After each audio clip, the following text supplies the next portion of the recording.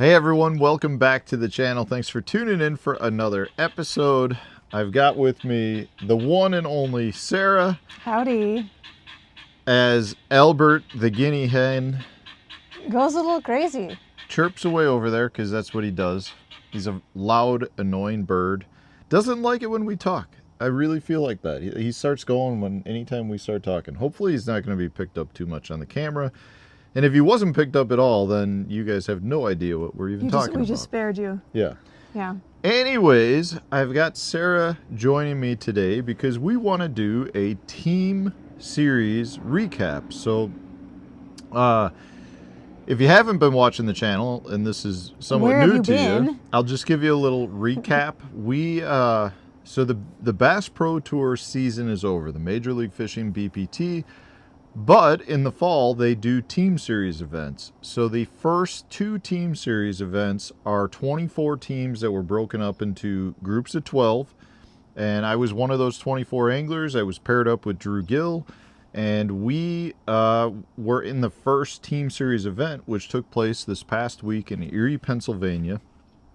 And what they end up doing is they basically make a bracket style format. It's extremely entertaining. It's really fun.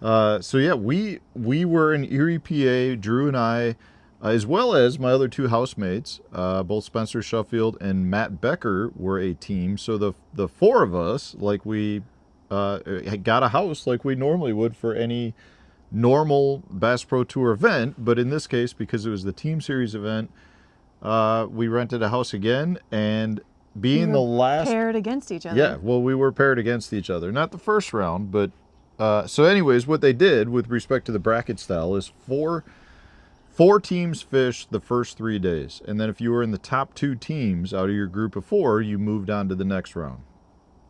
So in hindsight, or in, not hindsight, but I guess in summary, Drew and I fished day one.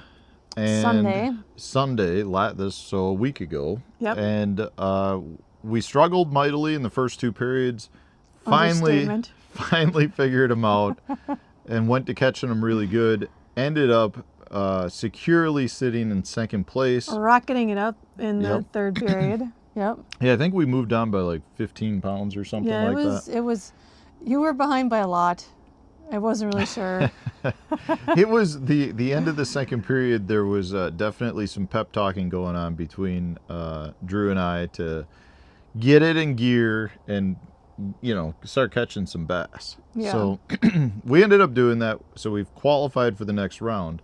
The thing is, because we had to wait for the next two groups to go, and based on where we qualified, we didn't fish the third day later. We ended up fishing 4 days later. So we had 3 days off before we competed next, which is one of the great things about having Sara and the boys come with. So you guys got to experience the full week as well, but it was not a normal week at all. It was not. There was a lot of smack talk and trash talking in the house because Spencer and Matt, the Brownie boys, fished the second day.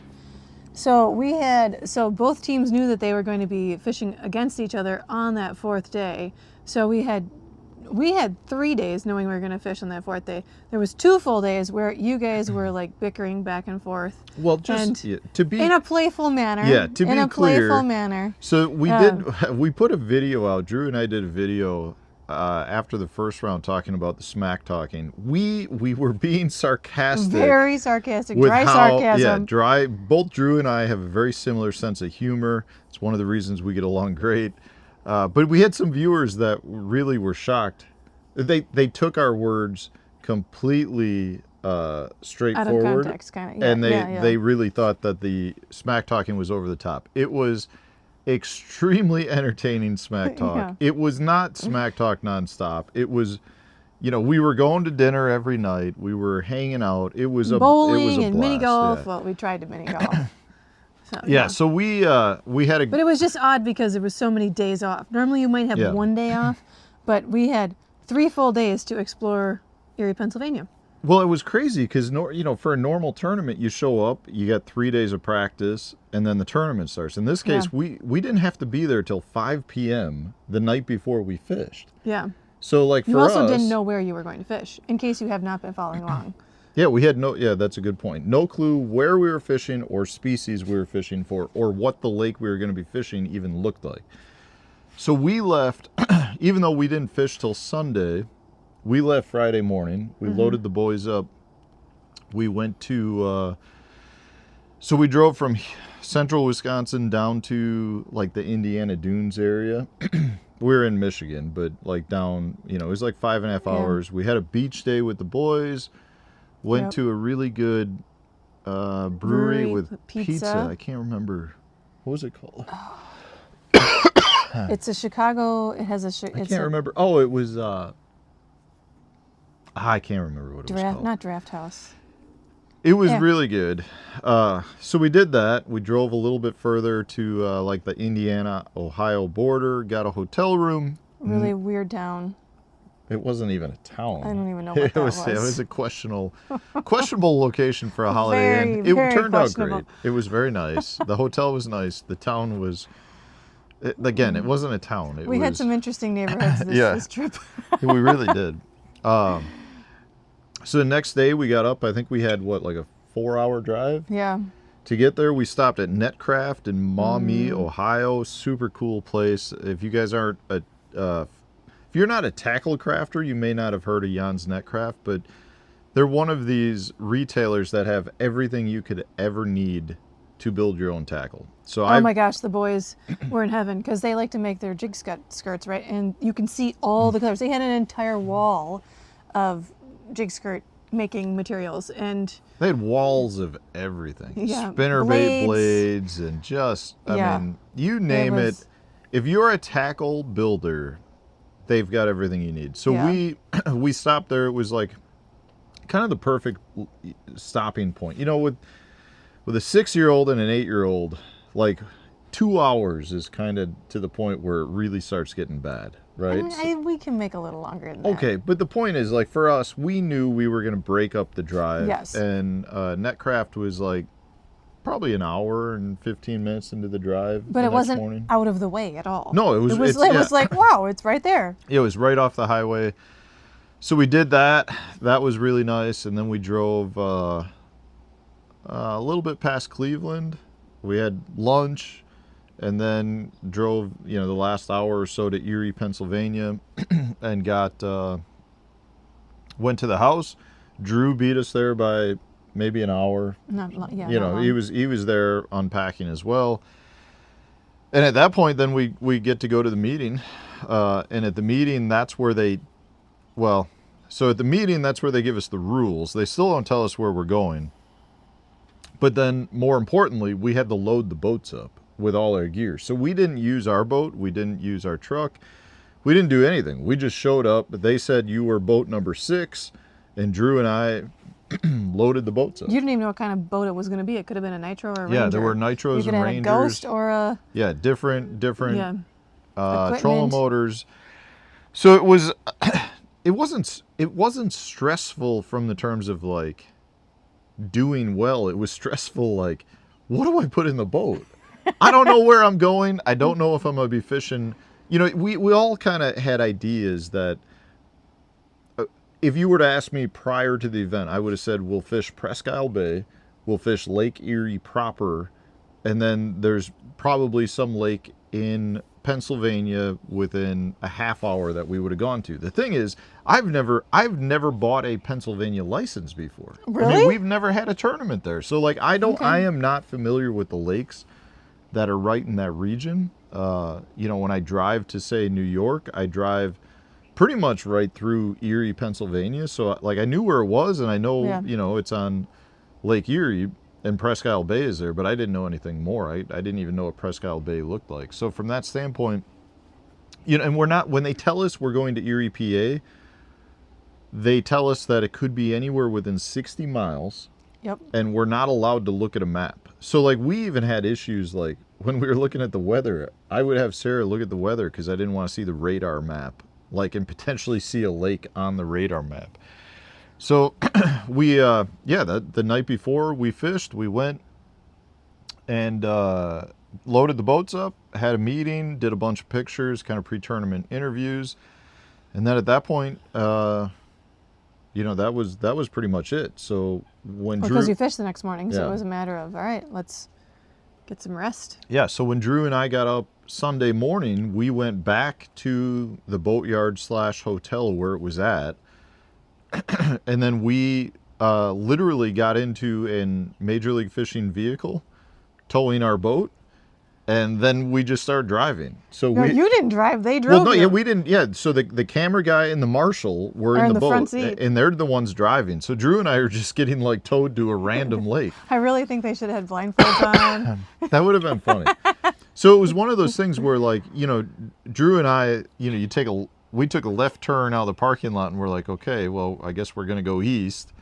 And then it was like 3 minutes away. We took another left turn, and when we turned, it was like, I don't know. It said something park, and we're like, there's the guinea.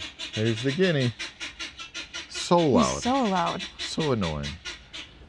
Anyway, so we ended up pulling into a parking lot that was like 5 minutes from where we took off from. So at that point, we actually thought we were on Lake Erie, and then they told us we were going to drive through the canal entrance and fish the bay, and that's when they tell you. So it's just one of those things. It's cool because you have no idea where you're going, but it also is nerve-wracking because you don't even know what you should be rigging up. So then they give you a half hour to drive around the lake, and we're driving around the lake.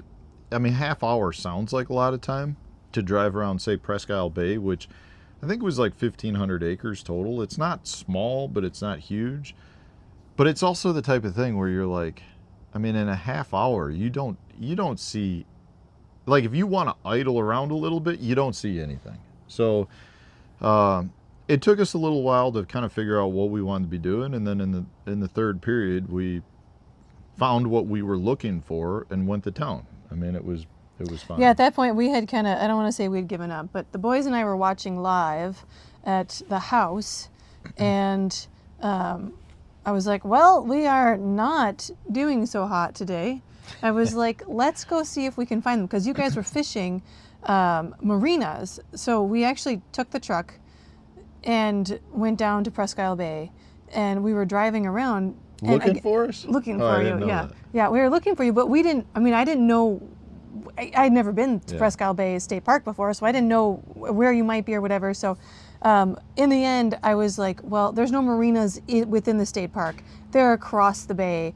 I don't know how to get there. We're already here. We don't have that much time. So that's when we just stopped at that beach, and With E. coli. the E. coli beach, yeah. Yeah.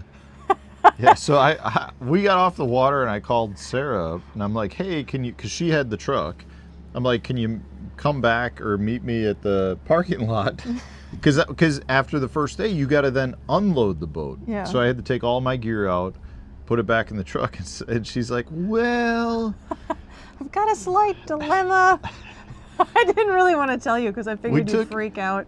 I took the boys to a beach, and as we were leaving, the park ranger told us the beach was infected with E. coli and to get home and take showers right away. So yeah, Sarah's like, I gotta go take the boys back to the house And bathe them. and bathe them to get the E. coli off of them, and then come meet We me. weren't really even swimming. In my defense, there were two signs at the entrance to the beach. They were this big, and at Did they knee actually level. talk about E. coli? I think it did, but it was at knee level. Yeah, but there No, were- and there were a bunch of other people in the Yeah, water. There were like 100 boats because it was a shallow bay. I was gonna say, you showed me pictures of boats just lined Yes, up on yes. the same beach. And there's people actually swimming. I had just put the boys in their swim trunks. Duke didn't even have swim trunks on. He just got soaking wet because they can't stay out of the water. But I mean, she was like, well, it really is worse if like you have been swimming underwater, and if you've ingested a lot of the water. But we had just been like wading primarily through the water. But anyways, we still went home. We still took showers. Well, it worked out fine because when I got back, we had to do TV interviews. and it's just kind of funny now because we were at the E. coli beach. Yeah, and now it's kind of a joke now. But the thing is, when you told me, it didn't surprise me because where we launched the boats was like right across the street across the bay from where the beach was, and right next to the boat launch was the water treatment I facility. mean, there's no way that it could have been just from that other way. I mean, maybe, I don't know. But There's a lot of poop in the water there, anyways. potentially. So yeah, that was a tournament day, and then what the cool part is for me, because I never get to experience having. Rarely I get you guys come with the tournaments. Rarely, but yeah. never. I don't think I've ever had a like actual day off, let alone 3 days off. Yeah, you know, was wild. we may for like championships we may have a day off, but that day off consists of like rigging, Press tackle, day. registration, like going to whatever. Your swag bags. Yeah, like I mean all this it's stuff. so to actually have 3 days off was really nice. So the first day we went. What did we do? We went back to Presque Isle. No, this was the trip of like everything unfortunate everything circumstances. our timing was not on par with No. Erie, Pennsylvania. So Monday, we're like, all right, let's go. And Duke loves shops. He loves to go to the shops. So we're like, okay, buddy, we'll go to shops. All the darn shops were closed. Except like Monday. 3. Literally everything was closed on Monday. So we're like, okay, well, we'll go grab some lunch and we'll go to the beach. So that was a beach day. No, we tried to go to the Children's Museum. No, we didn't, because the Children's Museum was ironically open on Monday. We went on Oh. Tuesday and it was you're closed. Right. Well, we tried to go to like the tower. They have this big tower thing. Yeah. That was closed. We tried a bunch of things, and that didn't happen, and it was a hot day, so we're like, let's go back to the beach. But We went instead to of the going beach. to Beach 11, which is the E. coli beach, we went to Beach 8, which is like around the point, like more on Lake Erie. There was no E. coli issues, and we spent It like was the whole beautiful. day. It was Yeah. gorgeous. Yeah. Beautiful, beautiful. And we did that, got some ice cream. At that point, so that day was the day that Matt and Spencer were fishing. They made it to the next round easily. Mm-hmm. So I don't know. I think we went to dinner that night or something. Maybe. No, we went to fish fry at their friend's house. Oh yeah. Matt and Brittany have friends that live in the area, because like I don't want to say Matt's a local, but Matt grew up in Pittsburgh. Matt Becker grew up in Pittsburgh, a couple hours away. Brittany actually lived in Erie for like 7 months. So, and I think that was potentially during the time they were dating. So like I think Matt was up there quite a bit. But Matt has fished like all those lakes in the Pennsylvania area within a few hours, or the Pittsburgh area. So he was very familiar with it. But he's got friends up there too, and they invited us all, the whole house, to come to a walleye fish fry that was Really fantastic. Yeah. Like they caught the fish that day. It was fantastic. Yeah. You know, Wesley Strader was there. Scott Suggs was there. It was just a blast. Like it was a really fun time. The next day, then we went to, what did we do the next day? We tried to go to the Children's Museum, but it was closed. It was closed. So then we went to the beach again. Is that when we went to Beach 8? No, is that? Which beach did we go that Well, day? we went to beach. We found a bunch of sea glass at beach number 1, but that was after going to some shops. I don't even remember at this point what we did. We hung out, did a bunch of things. Yeah. And then we had a third day off. That was the day we went to the Children's Museum. We did some bowling. The whole house went bowling. It was just a really good, relaxed vacation type tournament with a little fishing mixed in, which was totally different. And so we fished Thursday, and we ended up, based on where we fished in the same pairing with Matt Becker and Spencer Sheffield, and on Lake Chautauqua, which is about 45 minutes from where we were at. Fish USA on Wednesday. Oh yeah, the one day we went to Fish USA. Only because Yeah, the only reason I that remember was the that day before, because we were told we were. Yeah, it was just another unfortunate timing, because we were there, the whole house was there, and we go outside, and Luke Clausen and John Hunter, who was the third team for the next day, shows up. So we're literally all standing outside Fish USA, and this guy pulls up, and he's like, "Oh, you guys, they're not really catching them on Chautauqua today." Yeah. And we're all like, "No, we're not supposed to know." And he just kind of slank away, like, "Oh." Yeah. So okay. and at that point, we're all like, "Well, I guess we should let Daniel Fennell know, the tournament director." So Matt Becker called Fennell, and Daniel Fennell was like, "Well, I can neither confirm nor deny. I could send you to any lake I want tomorrow, so you may or may not be fishing there, but at least in this instance, all three teams heard it at the same time." And we were like, "I guess so." So it was pretty funny. Yeah, it was. And then so we went there and fished, and you know, in Which is actually, it's actually in New York. Yeah, it's actually So, across. I mean, you knew in you were New going to be in New yeah. York because you said they told you had to have Yeah, a New the York night before we license. had another meeting. They told us we had to get a New York license. So at that point, I mean, I knew Lake Chautauqua was right across the border, and I didn't know anything about it from a bass standpoint. What I know about Lake Chautauqua is that it's a really well-known muskie lake. And back in the early days, like the 20s and 30s, it was like a really, really well-known muskie lake. And I like collecting creek chub fishing lures.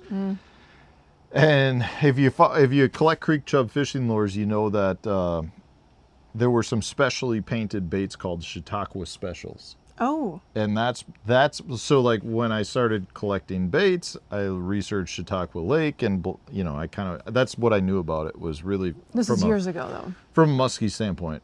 And I drove over it one time. I don't remember why I drove over it, but there's a bridge over the middle, and there was one time I was going to a tournament and I drove over it and I was like, oh man, this is Chautauqua Lake. That's the only reason I knew it was roughly in that area. Yeah. And the crazy thing is when they get to the lake and they do the ride around, they're given, I believe, a paper map.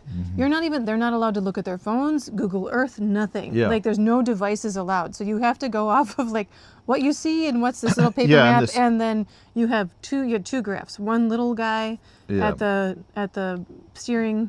Yeah, on the bow, Yeah. and one at the dash, and one 12-inch at the bow, which, you know, it's like when we got the map of Presque Isle Bay for the first day, it was like, oh, it's 1,500 acres. It's like a couple miles to the back end. It's manageable. Lake Chautauqua was like 14,000 acres, I think, and it's like 18 miles long. I think there were 40 miles of shoreline, something like that. So, like, That's a I mean, lot. when you think about it, if you went 60 miles an hour and tried to do a loop around the lake, you would not even see a quarter of the lake. So from that standpoint, it was a lot bigger than what we were expecting. And Drew and I did we looked really quick at the south end, saw that the water was off colored. We knew based on the map the north end was deeper, more basin-like. But one of the problems, so this is the issue that we ran into. It's not a really steep sloping lake. It's not very defined break lines. Drew and I wanted to find locations that were just cut and dry. This looks like a good spot, really defined weed line, really defined point, really defined rock edge. And when you pulled up the map, it was just slow sloping. And there was only one good defined break line on the lake that we saw, really. And that was on the north end. There was a big flat, and Drew and I both instantly looked at it and we were like, we got to check that out. Well, we got up there at the start of the second period, and that's where both Luke Lawson's team and Matt Becker's team were. And by that point, they were like 35 pounds ahead of us. Why didn't you go there immediately? That's what I don't understand. Because with three boats on 15,000 acres, we were like, we're going to work our way up there. So it wasn't like we looked at it and said, that's the only place with fish. There were a couple other more defined little points and stuff. And we're like, we're going to hit this, and get up there.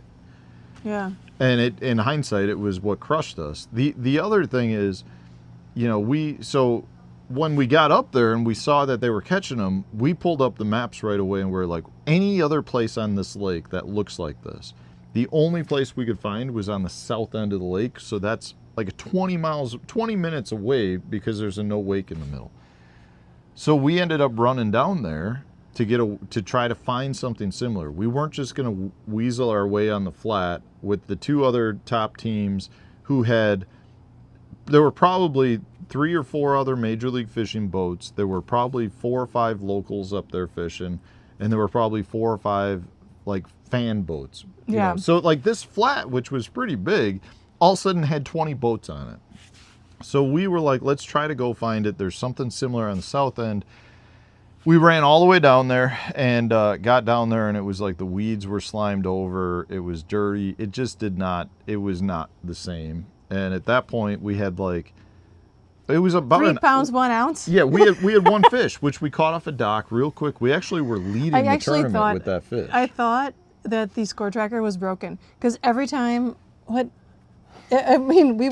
was watching, and but then after a while, you were losing so badly. I think we kind of left. I'm trying to think of what the boys and I did.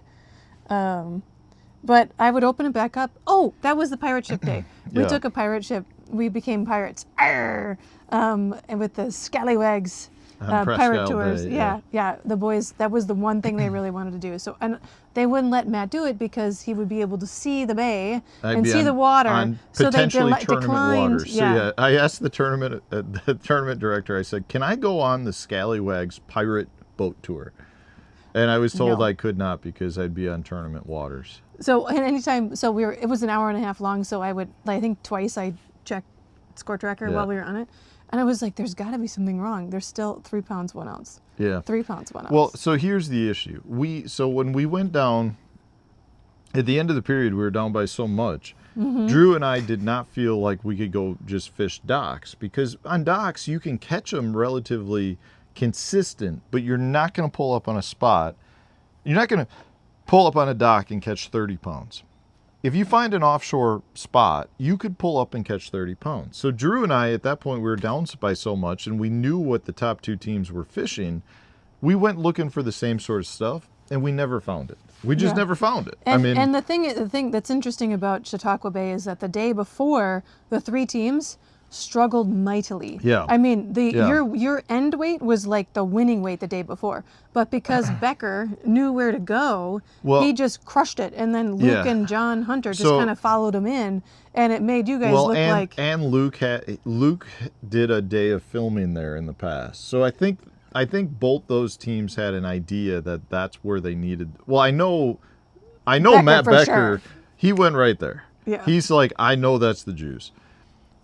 The other, Luke, told me he did spend a day of filming there. I think he was fully aware of that's the area. Mm-hmm. And they were on the same flat. They had different sweet spots. But the day before, it took like 25 pounds to make it out. Yeah, it was like the first hour was like no fish caught.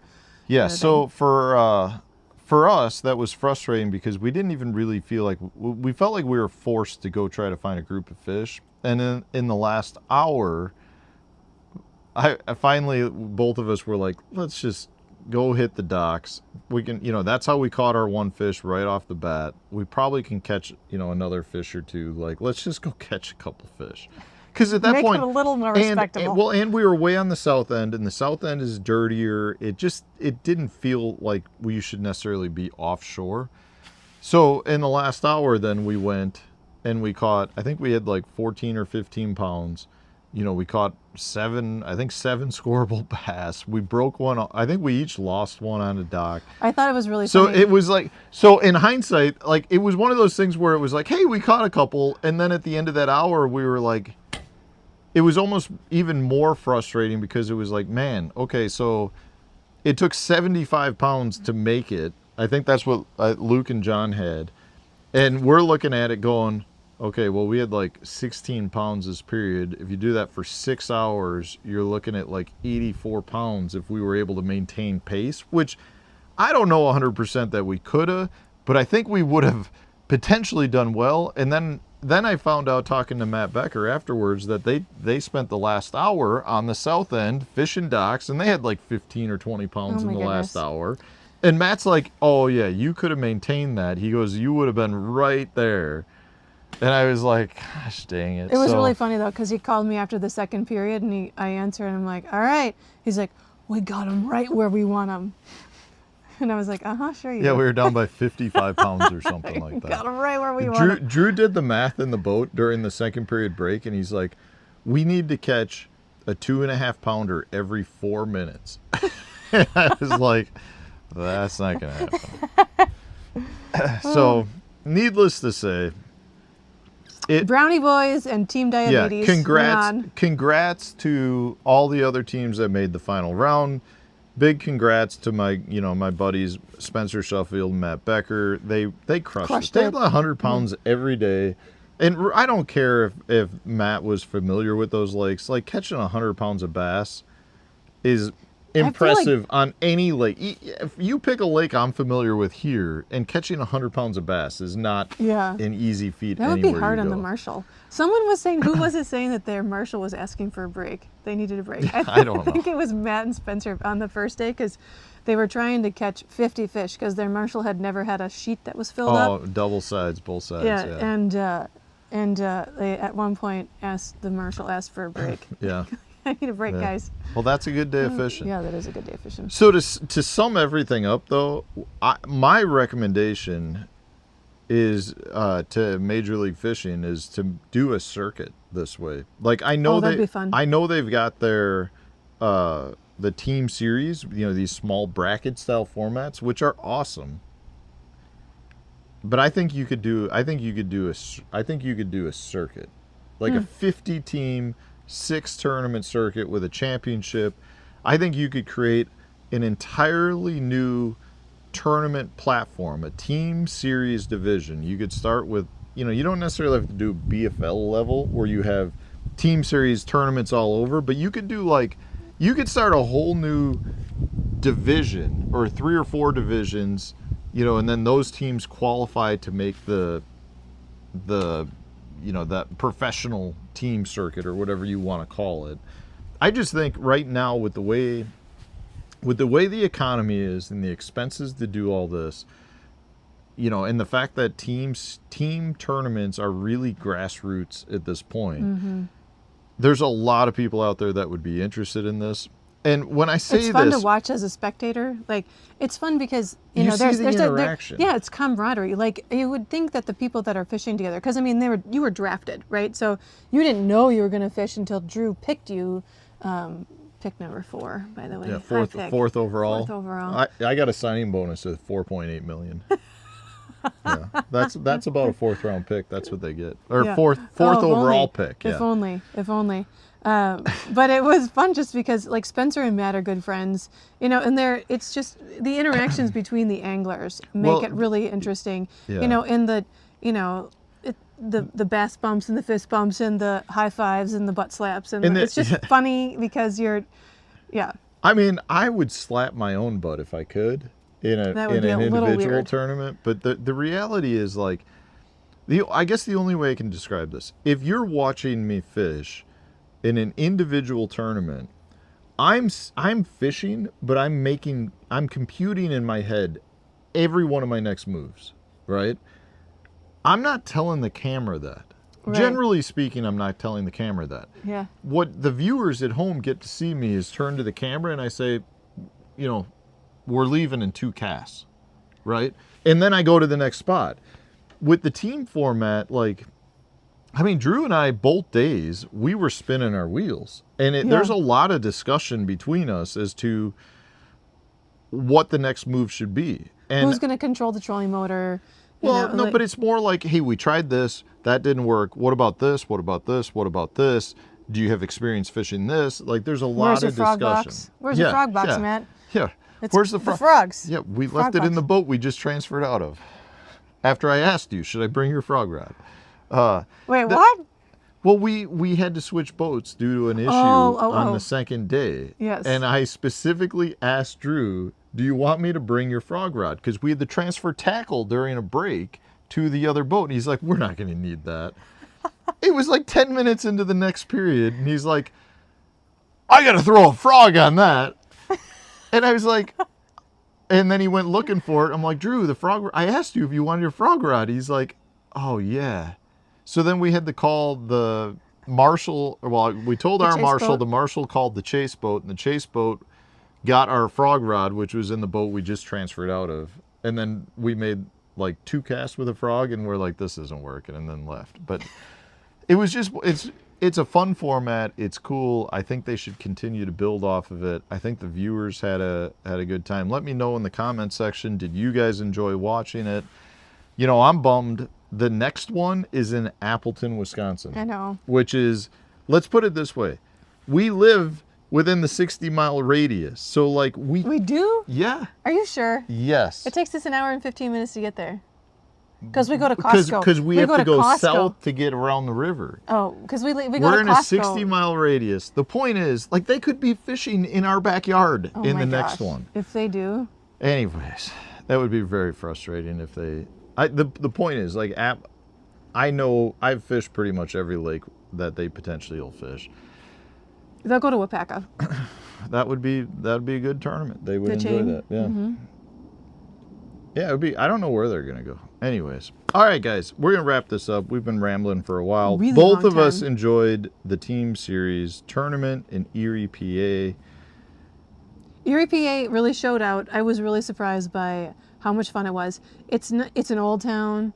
Old There's a Great Lakes town. little rough around the edges in places, but we had a great summer vacation there with the beaches and everything. It's a good else, way so. to end the summer. Yeah, it was. So, thanks for watching, everyone. We appreciate all your support.